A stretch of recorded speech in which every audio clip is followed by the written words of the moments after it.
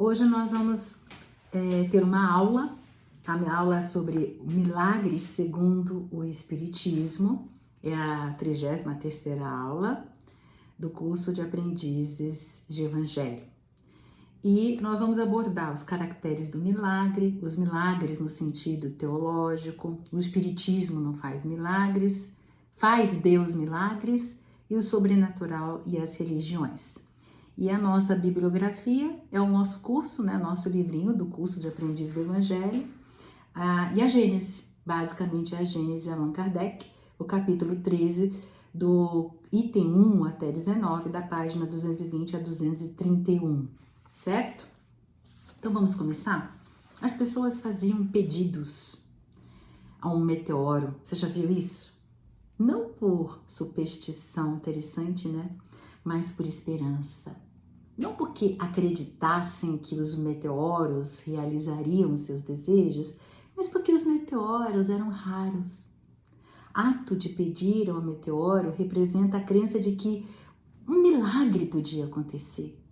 Ou seja, criava a esperança nas causas que humanamente eram impossíveis. Milagre, o nosso estudo de hoje. Não é para que a gente saia daqui sem esperança, mas para a gente desconstruir mitos.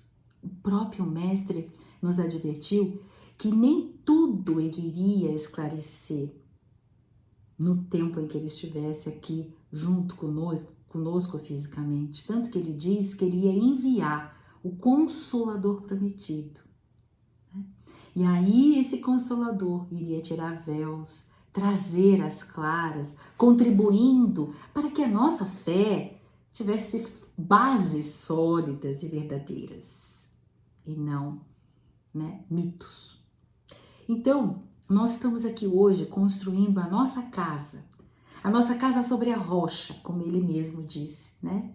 De modo que a ciência, quando vai evoluindo, não venha desmanchar o nosso templo, né?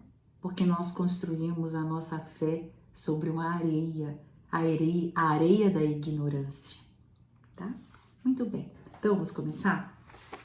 Vamos falar primeiro sobre os milagres no sentido teológico, tá? Allan Kardec, no livro A Gênese, ele nos fala que a palavra milagre, ela vem do mirade, que é admirar, significa admirável, coisa extraordinária, surpreendente, né? Aí a Academia Francesa definiu essa palavra, um ato do poder divino contrário às leis conhecidas da natureza. E com o tempo, essa palavra perdeu o seu significado, entende? E aí o pensamento do povo definiu que milagre é algo sobrenatural. Muito bem, o significado teológico é: Deus manifesta o seu poder abolindo as leis da natureza. Agora, quais são os caracteres de um milagre? Quais são as características para a gente dizer que é um milagre, né? Primeiro, é de ser inexplicável, fora das leis naturais. Então, quando um fato miraculoso chega a ser explicado, já não é mais milagre, por mais espantoso que ele seja. Vocês viram? Eu fui buscar as árvores que andam. Não? Ela costuma ter no Equador, mas tem na Amazônia. E existe uma palmeira chamada Socratea exorrhiza, com 2 R's e H-I, exorrhiza com Z. Essa árvore, ela tem a habilidade de se mover em direção à luz ou à água, quando ela está no ambiente que não tem luz ou água. Ela cria, sabe como? Novas raízes, as raízes delas, ela vai até a metade fora da terra, tá? E aí as raízes dela começam a crescer de um lado em direção aonde tem o sol, onde tem a água, e as raízes do lado de cá morrem. Então, ela vai andando centímetros por mês. Olha que interessante, né? Agora, imagina se a árvore está mudando de lugar ao longo do tempo lá na sua casa, e aí você olha e você pensa que é um milagre se você não sabe que essa palmeira a Socrateia exorrhiza, tem essa capacidade. A gente acharia que era um milagre, né? Ou seja, as situações que muitas coisas acontecem, inclusive para a igreja, né? Lembra, os milagres, eles eram precisamente de origem sobrenatural, com a impossibilidade de explicá-los, e nós vimos que na história da humanidade houve períodos em que a igreja chamava de heresia, de atentado contra a fé, e excomungava. E teve um tempo até que queimava nas fogueiras, né, as pessoas por não estar crendo nos milagres. Pois é a história dos seres humanos, né? A outra característica do milagre, então a primeira é o inexplicável. Então, a partir do momento que explicou, ponto, não é mais milagre. A outra característica do milagre é que ele seja raro, certo? Infrequente, incomum, isolado e excepcional. Muito bem. E nós vemos hoje, mais que nunca, coisas que, se a gente pensasse assim, eu, por exemplo, se eu pensasse na minha bisavó, eu tenho 60 anos, que já faz bastante tempo, né? Ela consideraria um monte de coisa que a gente tem hoje um milagre, né? Mas nós mesmos, hoje, atualmente, tem coisas que a gente desconhece. E se a gente não soubesse, a gente poderia achar que era milagre. A reprogramação celular. Estão mexendo no DNA. Existem já medicamentos que atuam no DNA para você não ter aquela doença que poderia passar hereditariamente. Já vamos estar usando isso, não é verdade? Criar tecidos, órgãos para transplante. Olha que interessante, né? E ainda os metamateriais. Você sabe que nós já temos aí o manto da invisibilidade lá do Harry Potter, né? Ele é chamado de chimera ou quimera. Pois é, esse manto ele é feito de metamaterial, ou seja, materiais sintéticos capazes de manipular as ondas eletromagnéticas e ficar imperceptíveis a radares, né? Olha só que interessante. Então, nós colocamos as lentes, elas criam uma ilusão, né? E, consequentemente, a gente tem a sensação de invisibilidade. Existe isso já. E cirurgias é feito à distância. O sujeito está na Europa operando o outro nos Estados Unidos ou no Brasil. Então, são coisas que hoje em dia, a gente, se não soubesse, também poderia considerar milagre. A ciência, diz Allan Kardec, faz milagres diariamente aos olhos dos ignorantes. Os séculos de ignorância foram fecundos em milagres, porque tudo aquilo cuja causa era desconhecida passa por sobrenatural. O maravilhoso se restringiu à medida que a ciência revelou novas leis. Muito bem. Continuando, nós não vamos parar agora não, vamos continuar. O Espiritismo não faz milagres. O livro A Gênese, Allan Kardec, diz que o Espiritismo, assim como a ciência, fez a sua chegada.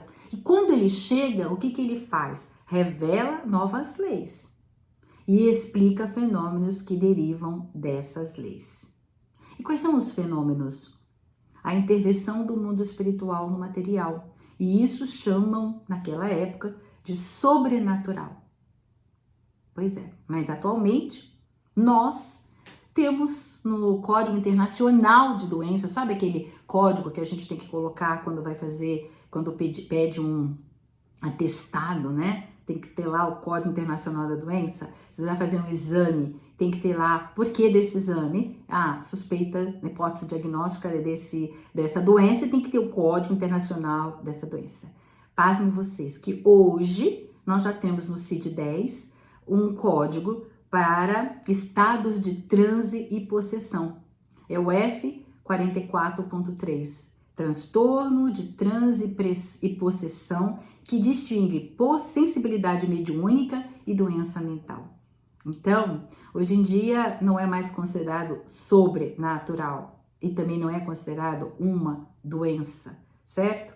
Tem um transtorno dissociativo, que é o DSM-4, caracterizado por uma perda transitória da consciência da sua própria identidade, associada a uma conservação perfeita da consciência do meio ambiente, Apenas estados de transe involuntários não desejados são considerados transtornos. Não deve ser classificado como doença quando ocorre apenas em situações adequadas ao contexto cultural ou religioso do sujeito.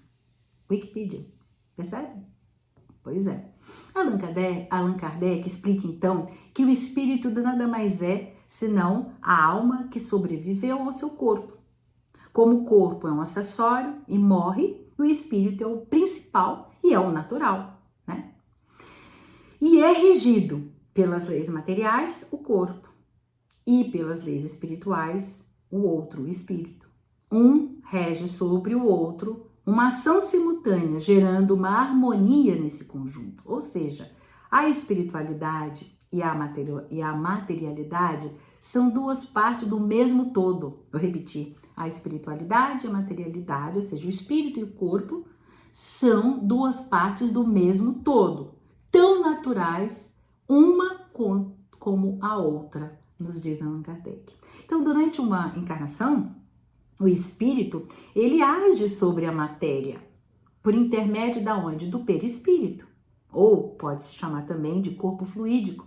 Inclusive, esse perispírito ele é diferente nos planetas, porque ele é semimaterial e ele pega as substâncias daquele planeta. Então, se nós, como espíritos, vamos supor que nós estamos desencarnados, somos espíritos. Se nós estamos encarnados, somos almas, que ainda estamos ligados ao nosso corpo. Mas se nós estamos como alma ou como espírito e vamos visitar Saturno, Júpiter, outros planetas, o nosso perispírito não é igual a deles. E aí a gente tem que vestir, vamos botar entre aspas, né? Uma roupa de astronauta perispírito. Eu não sei se existe assim, mas a gente não consegue estar, porque estamos em espírito, o nosso perispírito não combina, a gente não consegue estar nesse outro planeta, a não ser que a gente tenha uma veste especial. Igual um astronauta, quando foi na Lua, colocou uma veste especial, certo? Então, nós agimos, o nosso espírito age sobre essa matéria, né, por intermédio do espírito, como diz Allan Kardec. E o mesmo acontece fora da encarnação. Embora o espírito não tenha mais corpo, ele serve de corpo, né? Um médium, por exemplo. Então, ele explica até interessante, ele diz assim, como se alguém se serve de um escritor porque ele não sabe escrever.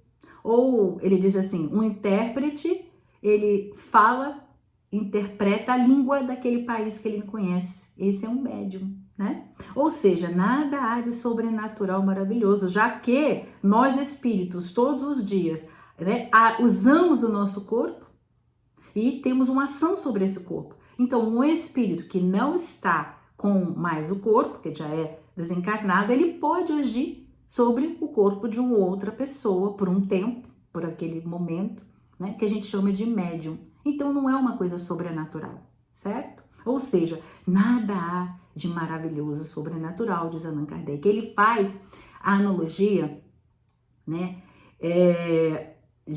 que ele conhecia naquele momento, né, lá quando ele escreveu a Gênese, da eletricidade, né? Nós já estamos superando a eletricidade, mas tudo bem. Naquela época, ele faz uma analogia falando assim, os fenômenos elétricos passavam como prodígio aos olhos de certas pessoas que ignoravam o processo da eletricidade.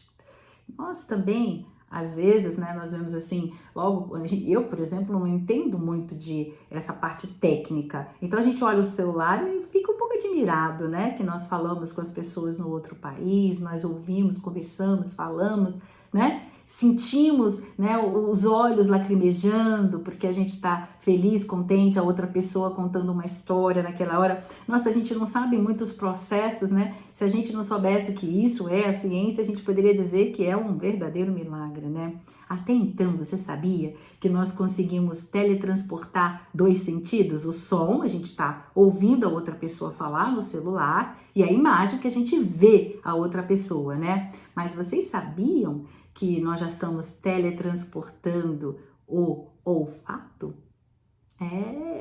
Agora é o 3º sentido. Nós conseguimos já teletransportar o cheiro, digitalizar o cheiro, né? O primeiro cheiro que eles conseguiram foram de ameixa fresca. capturaram as moléculas e reproduziram para o outro lado da sala num líquido claro. Você sabe que o CEO, né, da Osmo Lab ainda está processando a magnitude do que eles acabaram de descobrir, de fazer. Pois é, percebem? Isso você hoje não sabia, talvez você achasse que isso é um milagre, né? Bom, o mesmo se sucede, gente, com os fenômenos espíritas, que não são menos naturais que os fenômenos elétricos, acústicos, luminosos e outros que foram fonte de uma quantidade de crenças supersticiosas. A Gênese, ela traz uma exemplificação excelente. Ele fala do questionamento de um espírito, por exemplo, levantar uma mesa, mantê-la no espaço sem um ponto de apoio. Seria o quê? Uma anulação da lei de gravidade, consequentemente, se está anulando uma lei, é um milagre, né? E para os nossos antepassados, era coisa do diabo. Hoje, né, você lembra que era coisa do diabo? Né, com essas coisas que aconteciam, a gente achava isso é o demônio, né? E hoje o avião? E o balão lá na Capadócia? Lindo, que a gente tem vontade de estar ali algum dia, né? Você sabe que aquele balão carrega 20 pessoas? Pois é, eu pensava que era 3, 4 pessoas, mas são 20 pessoas aquele cestinho. E com o aquecimento do ar atmosférico, através daquelas chamas produzidas pelo maçarico, que tem o combustível, o gás propano, o C3H8, né? E aí, com 250 euros, lá no outono, você consegue, né, se elevar e passear de balão lá na Capadócia, né? E o avião? Poderíamos considerar milagre também. Se a gente, como é que pode aquele avião com 200 pessoas e não sei quantas malas, né, consegue voar no céu? Anulando a lei da gravidade? Será que era um milagre? A gente sabe que não, né? Ele consegue voar graças a vários fatores, incluindo o formato das asas, que são desenhadas para criar o empuxo.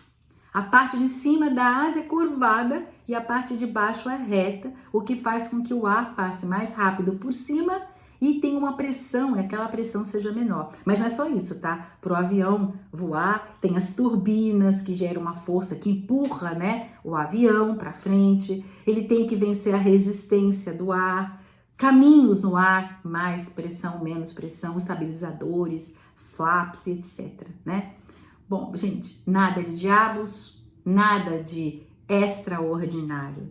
Nada que a ciência não explique. Pois é, os fenômenos espíritas presentes nas leis da natureza por muito tempo não puderam ser explicados pela ciência, né? Aquela ciência ainda vulgar do passado. E por isso ficou como um sobrenatural. E o espiritismo vem trazer as claras.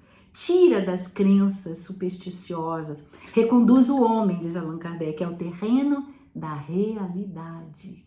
Faz a gente crer em possibilidades, não chamando mais de sobrenatural, mas também impede que a gente acredite em muitos outros que nós vamos estudar juntos no ano que vem, no nosso curso, no 2º ano, né? E nós vamos ver. Então, o Espiritismo, ele não tem a pretensão de dar a última palavra para todas as coisas, até porque a ciência progride vertiginosamente, né? E deixa de lado os conhecimentos reservados para o futuro à medida que a ciência progredir. Concluindo, então, o Espiritismo projeta luz sobre os fatos lendários que podem ter tido originalmente um fundo de verdade, mas que a superstição ampliou até os níveis do absurdo. E o Espiritismo fornece meios de separar esse erro da verdade. É o codificador Allan Kardec, a Gênese, item 14, capítulo 13. Muito bem, agora eu vou parar para a gente fazer as outras 3 no subsequente, tá bom? Abraços fraternos.